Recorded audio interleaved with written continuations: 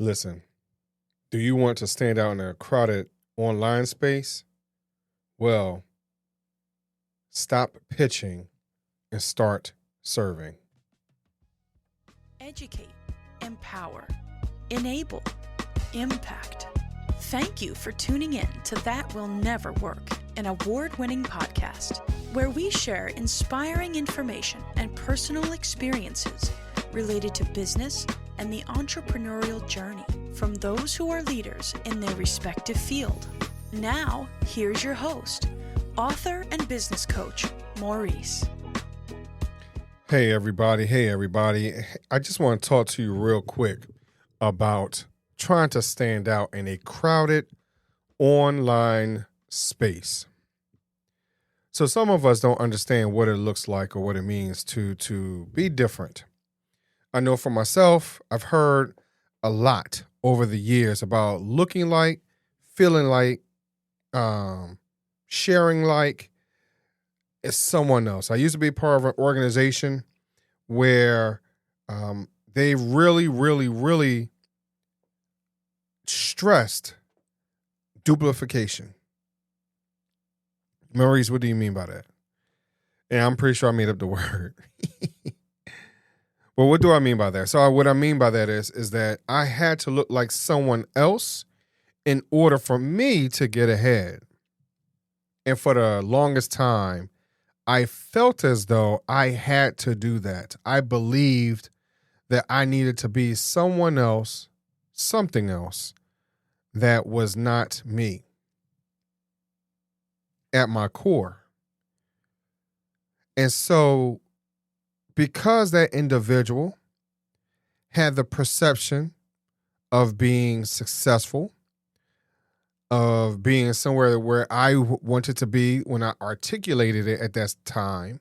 So for an example, if you're going into a meeting with your supervisor or the person in your department, the head person in your department, and what happened is that I had gone into the room, and they said, "Hey, Maurice, what is your 2-year and 5-year goal?" And that's something that I never really considered at that particular time. I was kind of just moving along through life, and because of that, I did not provide myself a real opportunity of who I really was. So I was just moving along, whatever. And so in that moment, I stated that, let me advise my supervisor, my director, who I relatively look up to in the department, relatively wanted to be like.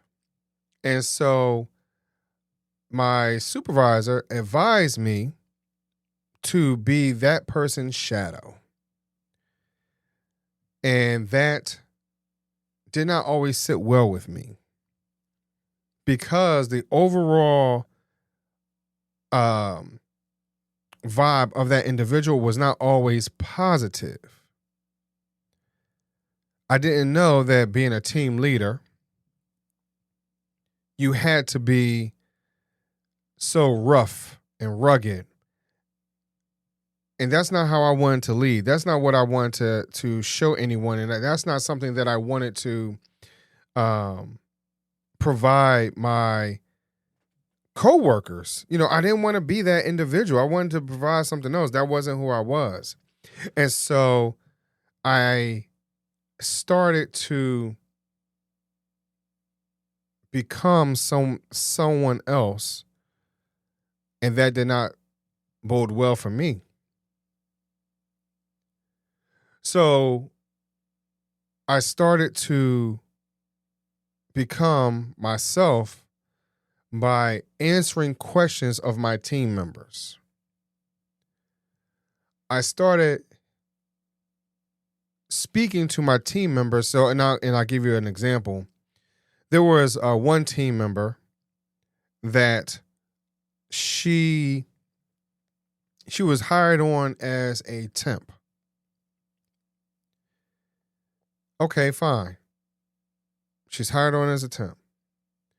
And so one day we're sitting there everyone's kind of quiet. Everybody's in their cubicle and things are kind of slow that particular day. It's a typical Friday afternoon-ish. Everybody's trying to get home, so we're just busting it up. And so as I'm sitting there speaking with this young lady, she said how she wanted to become full-time. She really liked the department. She liked the people that was around. And so she wanted to be a little more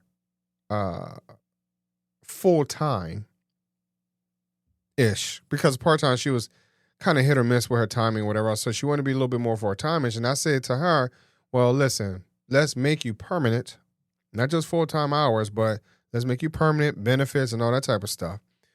But here are some of the things that you need to do. Let's boost up your call volume. Let's boost up your interaction with the customers. Let's understand what it looks like when you speak to your coworkers. And ultimately, let's take a look at how you are presenting yourself within the organization. And she started to do all the above. No less than a month, she got on as a full-time employee. Still some challenges with the dress. Again, all of us have some challenges with that at one point in time. But I found myself that I was better by providing meaningful insights on how this young lady could become something that she wanted to be within a short amount of time. So the same is applied, or same idea is applied, even in an online space. See, people are drawn to those that serve. People that want to give up of themselves before they even asked.